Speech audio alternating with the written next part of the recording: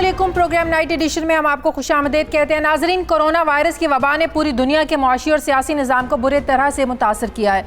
पाकिस्तान में भी corona virus के बाइस 10,000 से ज़ायद अफराद जान की बाजी हार गए। कोरोना वायरस से मुकाबला करने के लिए हुकूमत पाकिस्तान की जानिब से अपनाई गई स्मार्ट लॉकडाउन की हिकमत अमली को पूरी दुनिया में कामयाब तस्वुर किया जाता है। और ये बात भी एक हकीकत है कि कोरोना वायरस ने पाकिस्तान के निस्बत अमेरिका, भारत और बरतानिया जैसे बड़े ममालिक को ज़्यादा मुतासर किया है। लेकिन इसके बावजूद आज वफाकी वज़ीर मनसूबाबंदी असद उमर की जानिब से इंतहाई एक अहम मीडिया ब्रीफिंग दी गई, जिसमें कोरोना वायरस के आम लोगों की ज़िंदगी पर जो मनफी मौशी असरात पड़े उसको डिटेल में शेयर किया गया।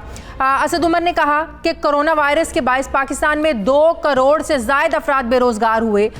इन 2 करोड़ लोगों में से 29% दिहाड़ीदार अफराद थे, जबकि जो 30% अफराद थे ये अपने छोटे मोटे कारोबार चलाते थे जिन्हें बेरोज़गारी का सामना करना पड़ा। असद उमर के मुताबिक कोरोना वायरस की वजह से रोज़गार बंद होने से 34% लोग कहते हैं कि उन्होंने खाने पीने की अशिया के अलावा दीगर चीज़ों की ख़रीदारी को कम कर दिया। लेकिन 50% अफराद ने निस्बतन सस्ती चीज़ें खानी शुरू कर दी, जबकि 47% अफराद ऐसे थे जिन्होंने सारे वक्त के दौरान अपनी जो सेविंग्स थी, जमा पूंजी थी, उनको इस्तेमाल किया या फिर अपने जो असासे थे उनको बेचना पड़ा। असद उमर के मुताबिक कोरोना वायरस की वजह से मुआशी मुश्किलात के शिकार 30% अफराद ने अपने रिश्तेदारों और दोस्तों से कर्ज लेकर अपना वक्त गुजारा। यह आदादोशुमार यकीनी तौर पर तशवीशनाक हैं, जबकि अभी भी दुनिया भर में कोरोना वायरस की दूसरी लहर तो जारी है। फिर कोरोना वायरस अपनी किस्म भी बदल रहा है जो ज़्यादा ख़तरनाक है। हुकूमत की जानिब से कोरोना वायरस की तीसरी लहर के आने का खदशा जाहिर किया जा रहा है। दुनिया के 43 ममालिक ने कोरोना वैक्सीन का इस्तेमाल शुरू कर दिया है, लेकिन असद उमर कहते हैं कि कोरोना की वैक्सीन आने में, यहाँ पाकिस्तान में आने में अभी वक्त लगेगा। मगर आम सवाल ये है कि आवाम की मुआशी सूरत हाल को बेहतर होने में कितना वक्त लगेगा। एक तरफ आवाम को महंगाई के तूफ़ान का सामना है, तो दूसरी तरफ हुकूमत और अपोजिशन के दरमियान एहतसाब और इंतकाम की जो एक बहस है ये ख़त्म होने का नाम नहीं ले रही है। एक तरफ बिजली का ब्रेकडाउन है जो मुल्क में गवर्नेंस के ब्रेकडाउन में तब्दील होता हुआ नज़र आ रहा है, तो दूसरी तरफ सेनेट के इजलास से लेकर PDM के जलसों तक हमें वफाक और सूबों के दरमियान वसाइल और इख्तियारात की तकसीम के लिए एक नई बहस जो है ना वो जन्म लेती हुई नज़र आ रही है। एक तरफ हुकूमत अपने इत्तेहादियों को मरदमशुमारी के मामले पर मनाने में नाकाम नज़र आ रही है, तो दूसरी तरफ पाक सरजमीन पार्टी 17 जनवरी को मरदमशुमारी के नताइज के खिलाफ कराची में रैली निकालने का ऐलान कर रही है। फिर एक तरफ ब्रॉडशीट केस हुकूमत के लिए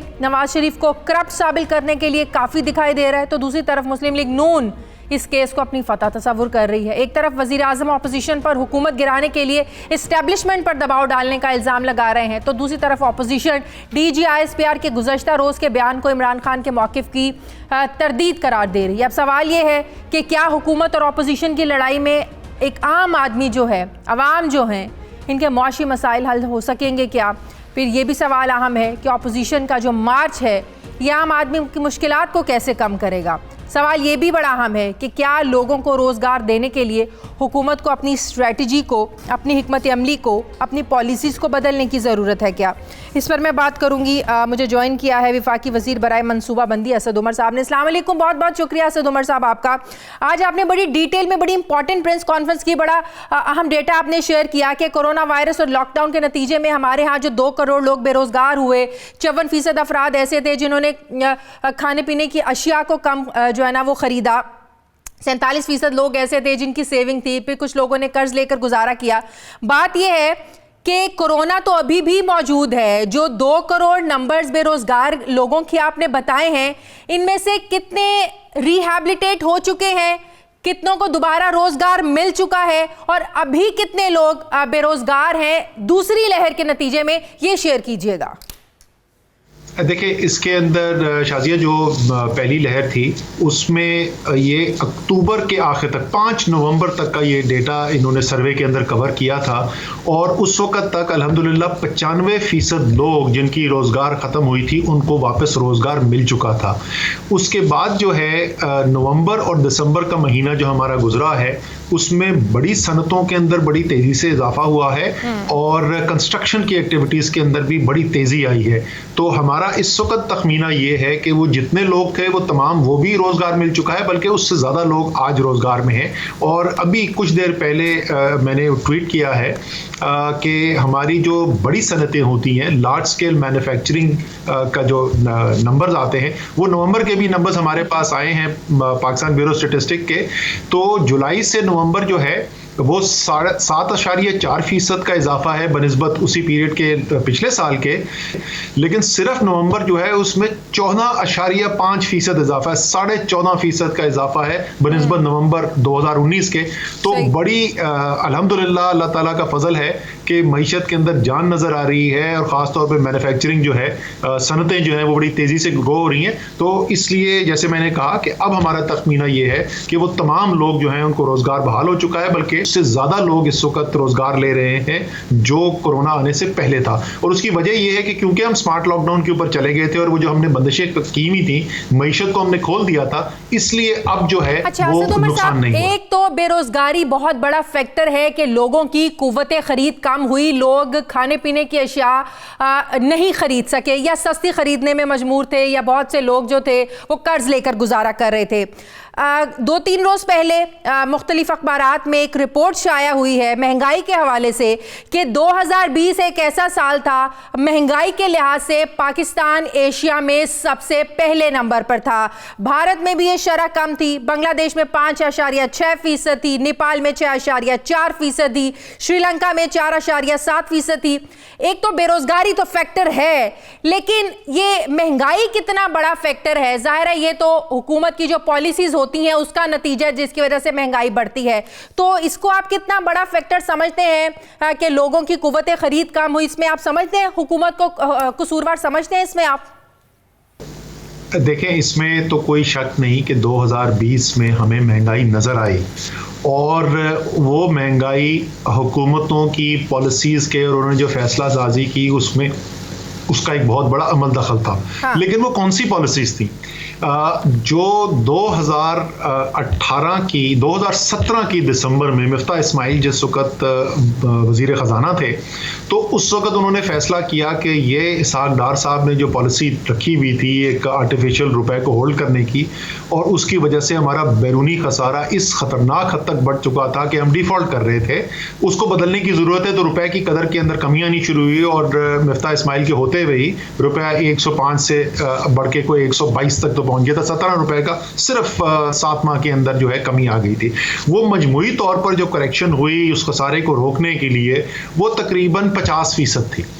अब जब 50% महंगा होगा या रुपए की कीमत के कदर में कमी आएगी तो जाहिर है हम तो दालें भी बाहर से पाकिस्तान में इंपोर्ट होती हैं, खाना पकाने का तेल भी बाहर से आता है, उसके अलावा जो डीजल है जिससे सारा फ्रेट का निज़ाम चलता है, यानी जो भी चीज़ बिकती है पाकिस्तान में जो ट्रकों पे चलती है वो उसके लिए जो डीजल इस्तेमाल, हर चीज़ जो है वो महंगी हुई और उस महंगाई का असर आपको नज़र आया। जब एक दफ़ा रुपए की कदर के अंदर जो है स्टेबिलिटी आई, एक तवाज़ुन आया, उसका असर भी अब आपको नज़र आना शुरू हो रहा है। उसके अलावा जो वज़ीर आज़म ने बड़े ज़ाती तौर पे फोकस के साथ जो फैसले किए और मॉनिटरिंग की, जो वो चीज़ें जो अवाम जो है वो रोज़मर्रा तौर पर इस्तेमाल करते हैं, उसमें खाने की चीज़ें जो हैं अशिया खुर्द-ओ-नोश एक बहुत बड़ा हिस्सा होती हैं, वो सेंसिटिव प्राइस इंडेक्स होता है। वो जब महंगाई अपनी उरूज के ऊपर थी तो वो सेंसिटिव प्राइस इंडेक्स शाजिया 20% से ऊपर गया हुआ था। हाँ। और ये जनवरी 2020 की बात है। हाँ।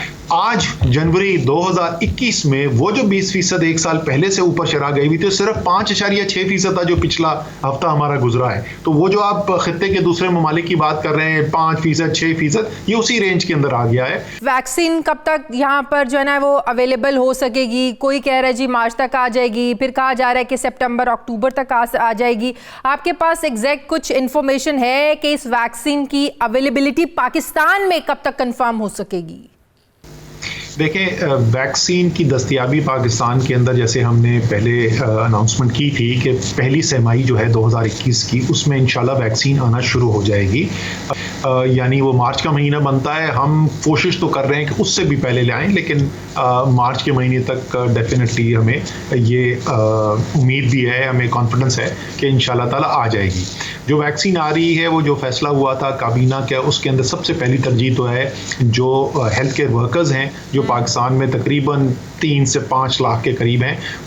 हमारा अंदाज़ा 5 लाख के करीब था। रजिस्टर इस वक्त को 2.5 से 3 लाख कर चुके हैं। उनको सबसे पहले देनी है, और उसके बाद 65 साल से उम्र से ज़्यादा के लोग हैं। तो इनको जो है वो तो वैक्सीनेशन इंशाल्लाह ताला इसी सहमाही के अंदर शुरू हो जाएगी। 2 मुख्तलिफ सोर्सेज हैं इस वक्त, ध्यान से इस वक्त उम्मीद है कि ये वैक्सीन आनी शुरू हो जाएगी। और उसके अलावा भी हम दूसरे कंपनी के साथ राब्ते कर रहे हैं, और जैसे जैसे टाइम बढ़ेगा ये बढ़ता जाएगा। लेकिन तमाम पाकिस्तान की आबादी के लिए, तमाम अगर ना भी हो तो कम से कम 40-50% की तो वैक्सीनेशन होगी। कुछ जो बहुत छोटे बच्चे हैं उनकी करने की शायद ज़रूरत नहीं है। तो वो भी जो बहुत बड़ी तादाद है, वो चंद करोड़ बनते हैं, और वो उन सबको करते करते ज़रूर कुछ चंद महीने लगेंगे। वो जो है वो बहुत जल्दी नहीं होगा, इसलिए अगले चंद माह जो है वो एहतियात बहुत। कुछ सियासी सवालात भी करना चाहती हूँ आपसे, सियासी मामलात पर भी बात करना चाहती हूँ। अच्छा, ये अमन व अमान की सूरत हाल की निगरानी के लिए जो 5 वज़रा पर मुश्तमिल कमेटी बनाई गई है, प्राइम मिनिस्टर ने जो बनाई, आप इस कमेटी का हिस्सा हैं, जिसके कन्वीनर शेख रशीद साहब हैं, फिर फ़रोग नसीम साहब इसका हिस्सा हैं, वज़ीर तालीम इसका हिस्सा हैं। क्या ये स्पेसिफ़िकली लॉन्ग मार्च के पेश नज़र ये बनाई गई है? टास्क क्या है आप लोगों का, जिम्मेदारी क्या दी गई है आप लोगों को इस कमेटी में?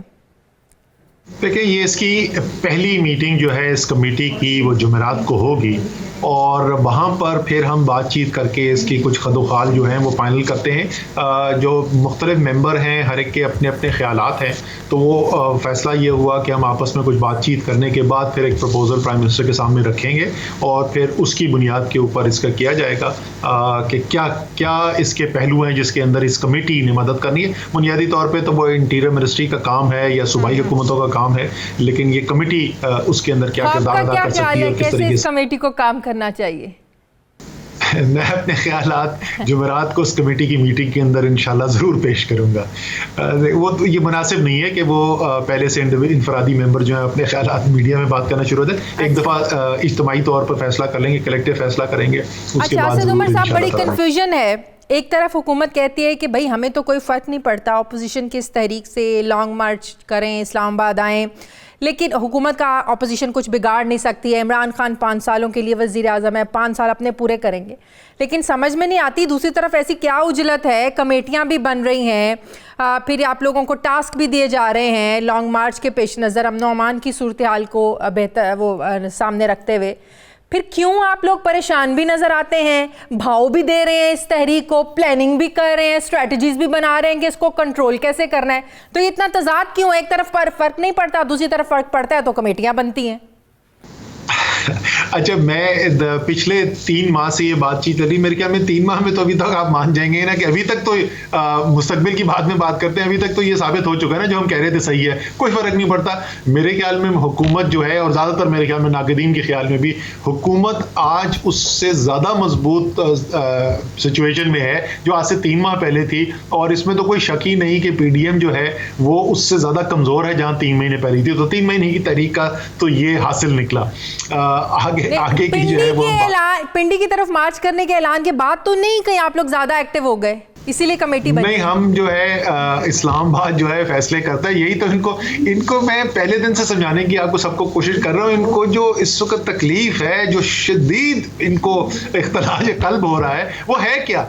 वो इनको आदत है, इन्होंने अपनी ज़िंदगी में सियासत की हुई है, GHQ का चक्कर लगाओ, साजिशें करो, और ये उसमें कई दफ़ा कामयाब भी होते रहे। तो अब उनको नाराज़गी ये है कि अब GHQ क्यों नहीं इन्वॉल्व होता, पिंडी क्यों नहीं इन्वॉल्व हो रहा सियासत के अंदर? वो नहीं होगा पिंडी इस्तेमाल इनके सियासी कामों के अंदर इस्तेमाल नहीं होने के लिए तैयार। कहते ये है कि ये फ़ौज की सियासी मुदाखलत के खिलाफ तहरीक है। असल में तहरीक ये है कि किस तरीके से फ़ौज को सियासत में दाखिल किया जाए, वो फ़ौज नहीं तैयार है। सो उनका उससे कोई ताल्लुक नहीं है, फैसले इधर इस्लामाबाद में होते हैं। लेकिन अगर वो वाला पहलू भी देखना है, जैसे मैंने कहा ये परसों हम बातचीत करके फैसला करेंगे, लेकिन अगर वो वाला भी पहलू देखना है तो हुकूमत की तो सेहत पर कोई नहीं असर पड़ता, लेकिन इस्लामाबाद की आवाम की जिंदगी जरूर मुश्किल होती है, जिस तरह पिछली दफा हुआ था। 2014 में जो इस्लामाबाद में धरना हुआ था उसमें वहां के लोगों की जिंदगी मुश्किल नहीं हुई थी क्या?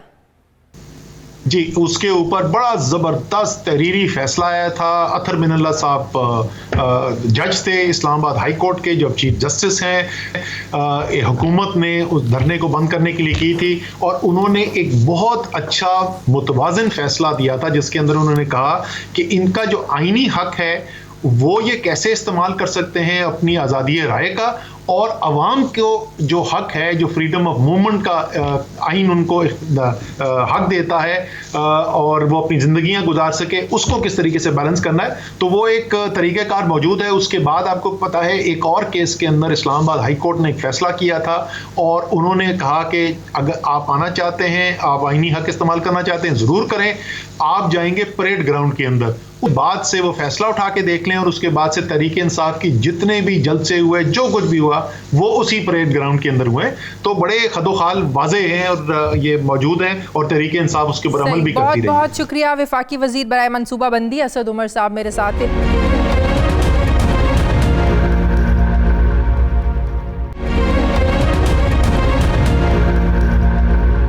नाज़रीन, अब मुझे ज्वाइन किया है मुस्लिम लीग नून के सीनियर रहनुमा राना तनवीर साहब ने। अस्सलाम वालेकुम, बहुत बहुत शुक्रिया राना तनवीर साहब आपका।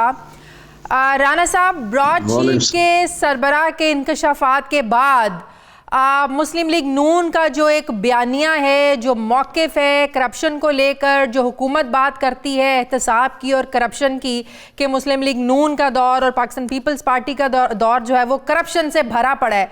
लेकिन ब्रॉडशीट के सरबराह ने जो इंकशाफात किए हैं कि किस तरीके से नवाज शरीफ साहब की तरफ से किसी को भेजा गया और रिश्वत की पेशकश की गई कि आप इनके जो एवन फील्ड के अपार्टमेंट्स हैं और जितनी प्रॉपर्टीज़ हैं उनकी इन्वेस्टिगेशन को बंद कर दें, शुरू ना करें, तो आप लोगों का सारा बयानिया मौक़िफ़ बिल्कुल गलत साबित हो जाता है।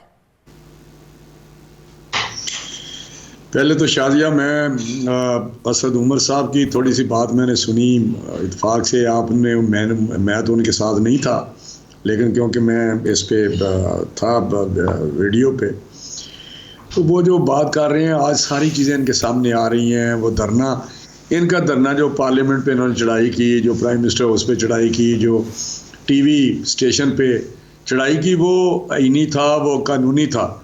और जो फजल रहमान साहब का धरना था, जो जहाँ इन्होंने कहा वहाँ रहे और कोई किसी को प्रॉब्लम नहीं हुआ, आपको पता है। तो ये सुप्रीम कोर्ट के जजेस वहाँ से गुजर नहीं सकते थे। फिर उन्होंने कहा था कि हम इसको रास्ता नहीं देंगे, बल्कि वहाँ इन्होंने कपड़े अपने गंदे साफ करे लटकाए। ये लंबी दास्तान है, जिस तरह ये असम्बली में नाचते रहे, जिस तरह ये रिजाइन करते रहे। आपके लॉन्ग मार्च में बात करते हैं, जरा पहले ब्रॉडशीट पे जरा बात कर लें, इसका जवाब दे दें। हाँ, ब्रॉडशीट का जो है वो आपने जो क्वेश्चन किया, मैं समझता हूँ कि ये भी उसी तरह ही कोई मैनिपुलेटेड चीज़ें हैं, जिस तरह सामने ये ला रहे हैं चीज़ें। और जो ब्रॉडशीट का वो मूसवी है, वो मैंने सुना है हेयर से कि वो इनका क्लास फेलो है कि ऑक्सफोर्ड का। किसका? और उसको कोई मैंने किया, ये प्राइम मिनिस्टर जो हमारे हैं उनका, जो इमरान खान साहब है, मैंने सुना है, मुझे बस पता नहीं, लेकिन मैंने सुना है कि उनका ये दोस्त है। और तो आपका मतलब है वो सब कुछ इमरान खान के कहने पे बयान दे रहे हैं? क्यों नहीं, जो कुछ हो रहा है वो सारी चीजें मैनिपुलेटेड होती हैं, एंगुलर होती हैं और इसी तरह आगे बढ़ रही हैं। तो फिर तो ये करप्शन, तो फिर तो नवाज शरीफ साहब को बरतानवी अदालत में इतना बड़ा इल्जाम लग रहा है, झूठ बोल रहे हैं, उनकी सारी रेपुटेशन खराब कर रहे हैं, एक सच्चे बंदे को झूठा साबित करने की कोशिश की जा रही है। बरतानवी अदालत में जाते क्यों नहीं? उनके सरबराह के खिलाफ जाके केस करें, सू करें उन्हें।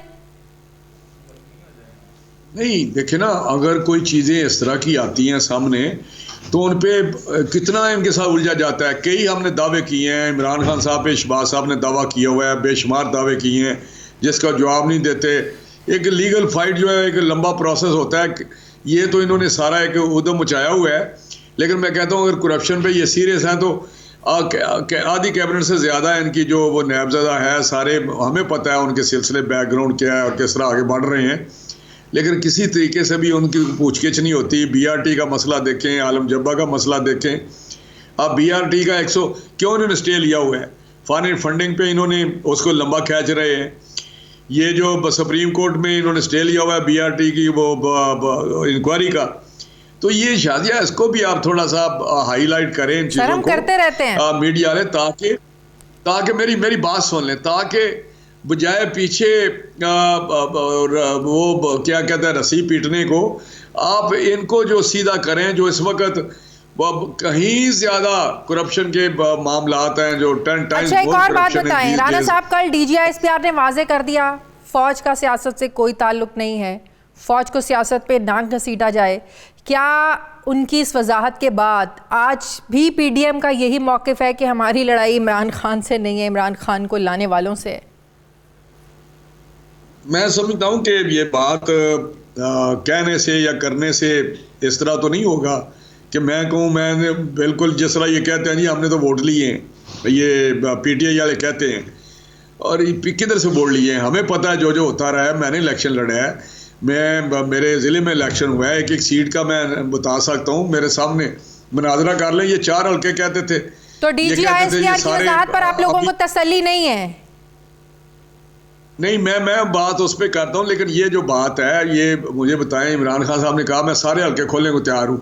मैं कहता हूँ एक हल्का खोल दें, पाकिस्तान का एक हल्का बताता हूँ, वो खोल दें, तो बता दें, हम मान जाएंगे अगर कोई गड़बड़ नहीं। बताएं, खुलवाएं। मैं कहता हूँ जाएं अदालत में। नहीं क्या हमारी सुनते ही नहीं पिटीशन की, तो वो उन्होंने खारिज कर दी टेक्निकल ग्राउंड पे। ये सारी पिटीशनें इनको पता है कि ट्रिब्यूनल ने सारी खारिज कर दी, और फिर वो सुप्रीम कोर्ट में गया कि जी ये आप क्यों नहीं करने देते रिकाउंटिंग, ये वो सारा। तो ये चीजें बड़ी। चले मेरे सवाल का जवाब दे दें। DGI-SPR की वजाहत से आप लोग मुतमईन नहीं है, आप नहीं मानते उनकी वजाहत को? मैं कहता हूं कि ये नजर भी आना चाहिए ना, जो मुदाखलत ये कहना कि नहीं हम कर रहे, वो इसको सब मतलब लोगों को, अवाम को पता करना, ये तसर फिर दूर करें। ये तसर जो है जो इलेक्शन में हुआ, अवाम को क्या, ये सिर्फ अपोजिशन को नजर आता है? अवाम ने सवाल उठाया, कहाँ उठाया अवाम ने सवाल? ये तो अपोजिशन को नजर आता है कि एस्टैब्लिशमेंट जो है, जो सियासत में मदाखलत करती है। अवाम सारी कहती है इलेक्शन में धांधली हुई है, अवाम सारी को देखे अवाम ने क्या उस इलेक्शन में हुआ है। आपने नहीं देखा कि उस इलेक्शन में क्या हुआ है।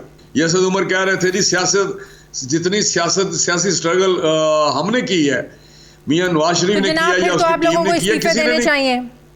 धांधली ज्यादा पार्लियामेंट है, धांधली ज्यादा, तो फिर इस्तीफे दें, साइड पे हो। मैं समझता हूं नहीं, ये भी होगा, बिल्कुल होगा। इसलिए कैसे होगा? पीपल्स पार्टी तो नहीं दे रही इस्तीफे, कैसे होगा? एक तरफ ज़िमनी इलेक्शन भी लड़ने हैं, सेनेट इलेक्शन भी लड़ने हैं। टाइम आएगा, ये सारे इकट्ठे शाजिया इस्तीफा देंगे। लेकिन मुझे बताएं, अगर असेंबली की यही हाल होनी है, ऑर्डिनेंस ही जारी करने हैं, डिसफंक्शनल असेंबली को करना है, उसको अंडरमाइन किया हुआ है पार्लियामेंट की सॉवरेनिटी को, तो फिर वहां बैठने का फायदा फिर वो इस्तीफे देंगे, ये आप फिक्र न करें। बहुत बहुत शुक्रिया मुस्लिम लीग नून के सीनियर रहनुमा राना तनवीर हुसैन साहब, बहुत शुक्रिया आपका। मुझे प्रोग्राम में नाज़रीन एक ब्रेक लेनी है, वापस आते हैं एक छोटे से वक्फे के बाद।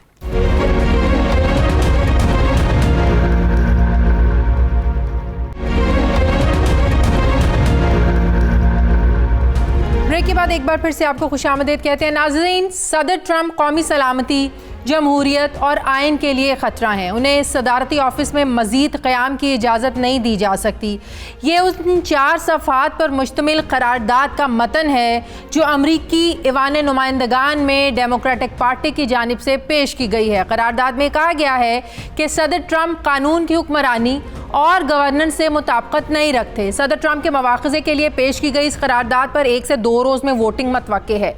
ऐवान नुमाइंदगान में डेमोक्रेटिक पार्टी को रिपब्लिकन जमात पर मामूली बरतरी भी हासिल है, लेकिन 6 जनवरी को कैपिटल हिल पर होने वाले हमले के बाद रिपब्लिकन पार्टी के भी कई रहनुमा सदर ट्रंप से नाराज़ नज़र आ रहे हैं। डेमोक्रेटिक पार्टी की जानिब से ऐवान नुमाइंदगान में जमा करवाई गई करारदाद में नायब सदर माइक पेंस और उनकी काबीना से ये मुतालबा किया गया है कि वो सदर ट्रंप को ओहदे से बरतरफ करें। करारदाद में नायब सदर पर यह जोर दिया गया है कि वो ट्रंप को आइन की 25वीं तरमीम के तहत सदर के मनसब के लिए नाअहल करार दें, लेकिन सदर ट्रंप की रिपब्लिकन जमात ने करारदाद के खिलाफ फौरी वोटिंग को रुकवा दिया है, जिसके बाद डेमोक्रेट से मवाख़िज़े के लिए इम्पीचमेंट के लिए इल्ज़ामात पेश किए, जिसके तहत सदर के खिलाफ कार्रवाई करने का मुतालबा किया गया है। अब आने वाले 1-2 रोज़ में अमरीकी तारीख के हवाले से इंतहाई अहम है। या तो फिर इस पर ट्रंप के खिलाफ मवाख़िज़े की दूसरी बार कार्रवाई शुरू होगी और ट्रंप अमरीकी तारीख के पहले सदर बन जाएंगे जिनके खिलाफ दूसरी बार मवाख़िज़े की कार्रवाई होगी, या फिर सदर ट्रंप 20 जनवरी से पहले ही ओहदे से हटा दिए जाएंगे। सवाल ये है कि क्या दुनिया की सुपर पावर में इक़्तिदार की मुंतकली का जो एक प्रोसेस है ये पुरअमन तरीके से हो पाएगा? सवाल ये भी है कि क्या सदर ट्रंप के ख़िलाफ़ मवाख़ज़े की दूसरी बार कार्रवाई नाकाम होगी? इस पर मैं बात करूँगी। मुझे ज्वाइन कर रहे हैं वाशिंगटन से तज्ज़ियाकार आदिल नजम साहब। अस्सलाम वालेकुम, बहुत बहुत शुक्रिया आदिल नजम साहब आपका। आपको क्या लगता है कि डेमोक्रेटिक जो हैं ये इम्पीचमेंट की तहरीक को कामयाब करवा पाएंगे? करारदाद तो पेश कर दी गई है। देखिए, जहाँ तक तो लीगल मसाइल हैं और आज की खबर की बात है तो इम्पीचमेंट की जो करारदाद है उसका पेश होना इम्पोर्टेंट था, उसका पास होना ना इम्पोर्टेंट है इतना ज़्यादा और ना ही लाइकली है। ना ही ये लाइकली है कि 25वीं अमेंडमेंट के तहत जो है पेंस साहब जो है वो सदर को कहेंगे कि जनाब आप घर जाएं। ना ही ये लाइकली है, जो शायद बेहतर होता, ना ही ये लाइकली है कि डोनाल्ड ट्रंप इस किस्म के शख्स हैं कि कहें कि अच्छा यार इतना शोर मच रहा है तो मैं खुद ही रिजाइन कर देता हूँ। विच इज व्हाट जो डेमोक्रेट भी यही चाहते हैं शायद, और कुछ रिपब्लिकन मतलब ये हुआ कि वो खुद रिजाइन नहीं करेंगे? नहीं, ये करने वाले हैं नहीं यार। ये तो देखे ना, एक शख्स होता है ना, जो बच्चा होता है, रोंदू होता है, वो जो मर्जी हो जाए जब गेम खत्म होती है तो कहता है जी मैं ही जीता, जो मर्जी हो जाए वो जिद पे पड़ जाता है। तो डोनाल्ड ट्रंप ने सारी जिंदगी में कभी जो है अपनी शिकस्त तस्लीम नहीं की और ये एक तरह से सरप्राइज भी नहीं है। लेकिन जो अहम चीज है जो आपकी पेश लफ्ज में भी थी, वो ये नहीं है कि इस करारदाद का क्या होता है या इम्पीचमेंट का क्या होता है, वो ये है कि अमेरिका की आने वाली सियासत की जो तोड़ है, जो टूटी हुई है, ये उसका मजहर है, ये ट्रेलर है उस सियासत का जो ना सिर्फ हम 20 जनवरी को देखेंगे जब इनॉग्रेशन होगी और होगी, कुछ ना कुछ उस पर हाथापाई भी शायद इम्कान यही लगता है कि होगी, लेकिन इनॉग्रेशन होगी, पावर का ट्रांसफर होगा। लेकिन इनॉग्रेशन इस लिहाज से भी मुख्तलिफ होगी अमरीकी तारीख में कि शायद अमरीकी तारीख में ये पहली बार होगा कि हारने वाला जो कैंडिडेट है वो जीतने वाला जो सदर है उसकी तकरीब हलफ बर्दारी में शिरकत ना करे। इस लिहाज से कितनी मुख्तलिफ तकरीब होगी ये? जी बहुत मुख्तलिफ, हालिया तारीख से बहुत मुख्तलिफ होगी, लेकिन जब 250 साल की तारीख हो तो उसमें हर किस्म के पंगे हुए होते हैं। तो अमेरिका के जो दूसरे सदर फाउंडिंग फादर्स में से जॉन एडम, वो रातों रात भाग गए, व्हाइट हाउस से निकल गए क्योंकि वो टॉमस जेफरसन की हलफ बर्दारी पर नहीं शामिल होना चाहते थे। ऐसा भी हुआ कि एक वाइस प्रेसिडेंट और एक सेक्रेटरी ऑफ स्टेट की जो है गोलियां चल गई दोनों की, और उनमें से एक जो है फिर हिलाक भी हो गया। तो कहने का मकसद ये हुआ तो बहुत कुछ है, लेकिन अनकरीब जो हालिया सियासत है जिसका मजर ये है कि अमेरिका की जो मॉरल अथॉरिटी है इंटरनेशनल, जो वो दुनिया में आके कहता है कि जनाब आप डेमोक्रेसी लाएं, हम आपको बताते हैं, हम आपकी मदद करते हैं, अब वो किस मुंह से ये जो मेजर पावर है वो बाकी दुनिया को डेमोक्रेसी का सबक दे सकेगी? And that is one of the outfalls इस सिलसिले का। लेकिन again my most important point is कि जो हम देख रहे हैं ये 1, 2, 3 दिन की सियासत नहीं है, 1, 2 हफ्ते की सियासत नहीं है। अब हम ये टूटी हुई सियासत जो है खुलते हुए देखेंगे कई सालों तक। अच्छा, 5-6 दिन के हवाले से अमरीकी जो इदारे हैं वो भी खौफजदा हैं कि हंगामे फूट सकते हैं, जो 6 जनवरी को हंगामे हुए उससे ज़्यादा ख़तरनाक हो सकते हैं। इस हवाले से लोगों में कितना खौफ है? एक जो बड़ी तकरीब होती है, एक बड़ा इज्तिमा होता है, वैसे ही होगी तकरीब? देखिए, इस वक्त तक तो डेमोक्रेट्स ही कह रहे हैं कि हम तकरीब वैसी करेंगे, लेकिन क्योंकि कोविड है हमने वैसी नहीं करनी थी, पहले ही हमारा प्लान वैसा नहीं था जैसे पहले होती थी, क्योंकि वो हो सकती नहीं है कि हम बड़े बड़े मजमे नहीं लाएंगे, लेकिन हम एक फॉर्मल इनॉग्रेशन जरूर करेंगे, ये पहली बात। सो इन अ वे ये भी याद रखिएगा कि कोविड के दौरान अगर ये कुछ ना भी होता तो वैसी तकरीब तो नहीं होनी थी जैसी ओबामा के वक्त हुई या उसके बाद या उससे पहले हुई। लेकिन इस वक्त खौफ भी है कि क्या होगा, ये भी खौफ है कि कहां होगा, और खौफ से ज्यादा एक दुख भी है। इसका मजहर आप ये देख लें कि इस वक्त जो खबर आ रही है वॉशिंगटन से, वो ये है कि वॉशिंगटन में जो फौजी नफरी है, जो नेशनल गार्ड्स हैं, उनकी तादाद इज ग्रेटर देन, ज्यादा है बनिस्बत इस वक्त जो अमेरिकी फौजी अफगानिस्तान में मौजूद है। और इसका मुहासना इसलिए जरूरी है, अहम है कि इन अ वे इट शोज के जो सिक्योरिटी चैलेंज है अमेरिका का वो किस तरह शिफ्ट हो गया, और अब सिक्योरिटी चैलेंज का एक बहुत बड़ा अफगानिस्तान में पीस करवाते करवाते अपने मुल्क का पीस इनका खतरे में पड़ गया सिर्फ एक शख्स की वजह से, जिसका नाम है प्रेसिडेंट ट्रंप।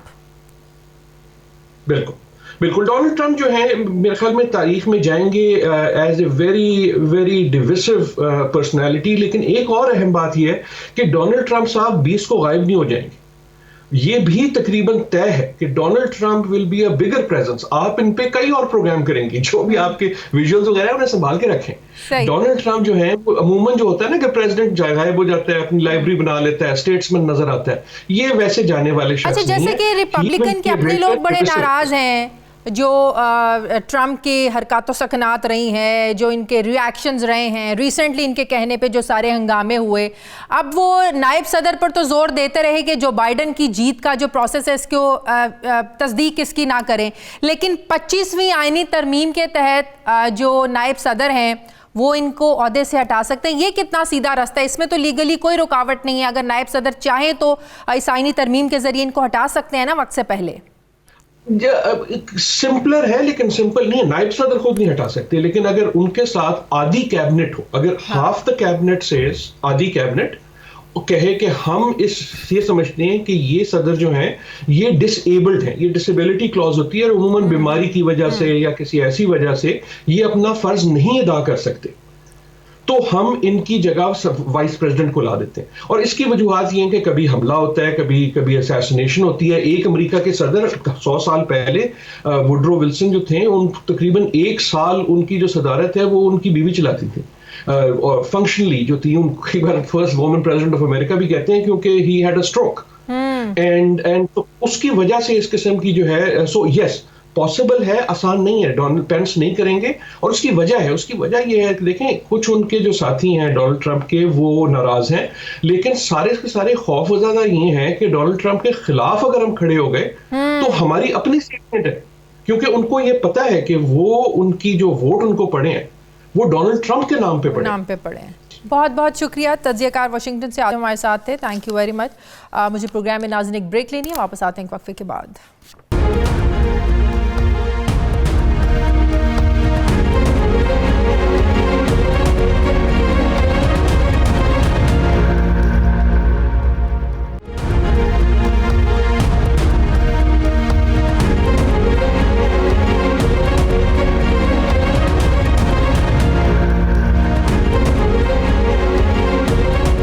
ब्रेक के बाद एक बार फिर से आपको खुशामदीद कहते हैं। नाज़रीन, गुज़श्ता साल 25 नवंबर को हमने अपने प्रोग्राम में नादरा के गैर महफूज बायोमेट्रिक डाटा के ख़िलाफ़ कानून इस्तेमाल होने और इससे फिर मुल्की सलामती को दरपेश चैलेंजेस और आवाम में अपनी शनाख्त खोने के ख़दशात को इस पर बात की थी, इसको उजागर किया था।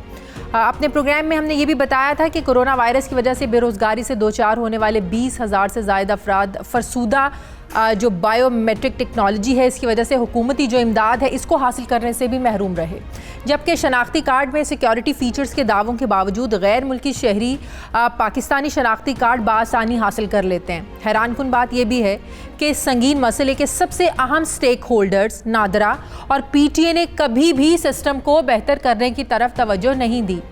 हमारी तरफ से मामला मंजर आम पर लाए जाने के बाद अब वफाकी काबीना ने इस पर नोटिस लिया है, जबकि वफाकी वजारत साइंस और टेक्नोलॉजी ने 15 करोड़ बायोमेट्रिक सार्फिन की शनाख्त और मुल्क की सिक्योरिटी को महफूज बनाने के लिए कदम उठाया है और national university of science and technology के माहिरीन से रुजू किया है, जिसके बाद टेस्टिंग भी की गई है।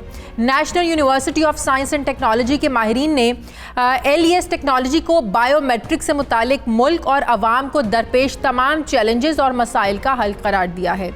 नस्ट यूनिवर्सिटी की रिपोर्ट के मुताबिक PTA और नादरा मुश्तरका कोशिशें करके नाकिस बायोमेट्रिक का जो निज़ाम है इसके ज़रिए होने वाली डेटा चोरी जो है इसको रोक सकते हैं और आवाम में शनाख्त खोने और फिंगरप्रिंट चोरी होने जैसे जो तहफ़्फ़ुज़ात हैं इसको भी दूर कर सकते हैं। लेकिन सवाल ये है कि जब दुनिया भर में बायोमेट्रिक सिस्टम में LES टेक्नोलॉजी अपनाई जा चुकी है तो पाकिस्तान में कौन से अनासिर इस टेक्नोलॉजी की राह में रुकावट हैं? वफाकी काबीना ने नादरा और दीगर स्टेक होल्डर्स को इस हवाले से क्या डायरेक्शंस दी हैं, इसी पर मैं बात करूंगी इस्लामाबाद के ब्यूरो चीफ सुहेल इकबाल भट्टी से। सुहेल, इस मामले पर अब वफाकी काबीना की क्या डायरेक्शंस हैं, क्या उन्होंने कहा है और किन खदशात का इजहार किया जा रहा है? शादी, देखिए, जैसा कि हमने 25 नवंबर को अपने इस प्रोग्राम में ये दस्तावेजी सबूत के हमरा ये बात की थी कि जो नादरा और PTA का जो डाटा का गैर महफूज निज़ाम है, बिलखुसूस जो मौजूदा प्रिज्म टेक्नोलॉजी के ज़रिए से बायोमेट्रिक की जाती है उससे जहां पर एक यानी जाली बैंक अकाउंट्स खोल रहे हैं, रकूम की वसूली के अंदर फ्रॉड हो रहे हैं, गाड़ियों के रजिस्ट्रेशन में फ्रॉड हो रहे हैं, उसके साथ साथ बहुत से लोगों को अपनी शिनाख्त खोने का कर्ब है। एहसास कैश प्रोग्राम के दौरान वो लोग जो डिजर्विंग थे वो अपने फिंगरप्रिंट्स मैच न होने की वजह से हुकूमती इमदाद से महरूम रहे। और डॉक्टर सानिया निश्ता साहिबा ने कबीना के सामने ये इंकशाफ किया था, चूंकि जो हमारी मौजूदा बायोमेट्रिक टेक्नोलॉजी है, जब फिंगरप्रिंट्स एज बढ़ने के साथ 65 साल की एज में वो अंगूठे के थंब इंप्रेशन चेंज होते हैं, वो उसको रिकॉग्नाइज नहीं करता और फ्रॉड भी बहुत बड़े पैमाने पर हो रहे थे, आपकी शनाख्त चुरा ली जाती है। इस मसले को हल करने के लिए बुनियादी जिम्मेदारी थी पीटी और नादरा की, लेकिन उन्होंने लगता यह कि अपनी जिम्मेदारी अदा नहीं की। अब वफाकी काबीना ने दोबारा इस मामले का नोटिस लिया है, चूंकि रुझान के अंदर एक और एहसास कैश प्रोग्राम की बड़े पैमाने के ऊपर एक्सरसाइज की गई।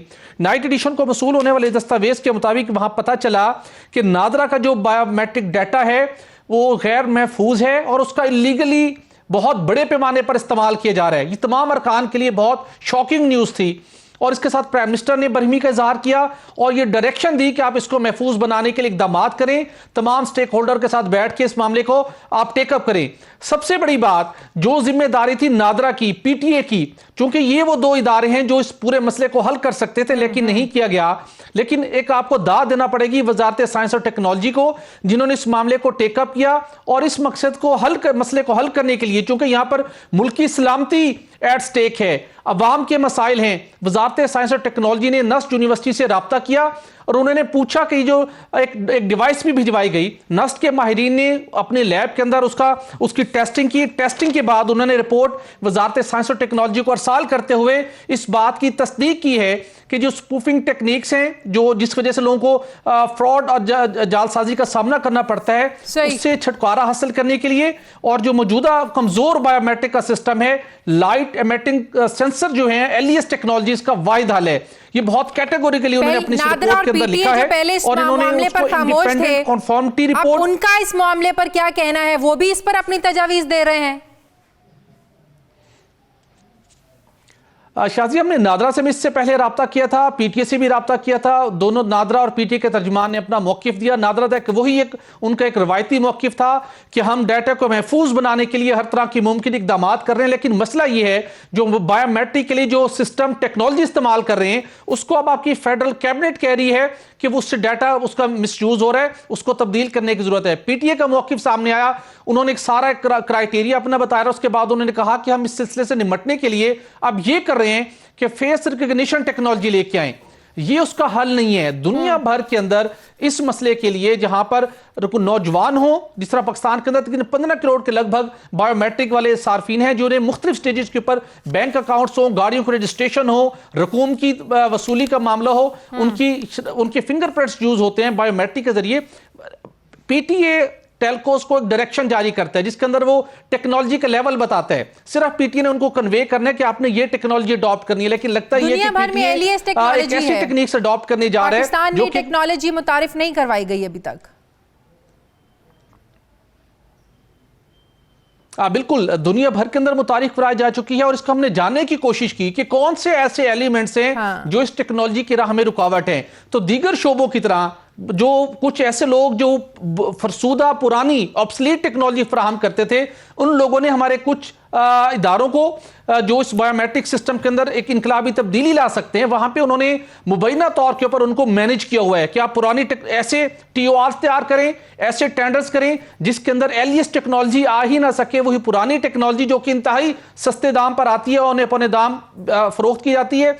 और उसके अंदर जरा ये कहते हैं कि बहुत से लोगों का इंटरेस्ट इन्वॉल्व होता है, जिसका खमियाजा इस मुल्क के गरीब अवाम भुगत रहे हैं, जिसका खमियाजा इस मुल्क की सिक्योरिटी को अदा करना पड़ रहा है। सिक्योरिटी एट स्टेक है, क्योंकि बहुत से लोगों ने जाली शनाख्ती कार्ड भी बनवा लिए थे। तो वजारत साइंस और टेक्नोलॉजी और नस्ट की टीम ने एस्टेब्लिश किया है कि एलईएससी एक वाहिद सोल्यूशन है पाकिस्तान को इस चैलेंज से निकालने के लिए। सही, बहुत शुक्रिया इस्लामाबाद के ब्यूरो चीफ सुहेल इकबाल भट्टी। नाज़रीन, हमारे प्रोग्राम का वक्त खत्म हो गया। प्रोग्राम के लिए आप हमें फीडबैक ज़रूर दीजिएगा। अपना ख्याल रखिएगा। मुझे इजाज़त दीजिए। अल्लाह हाफिज़।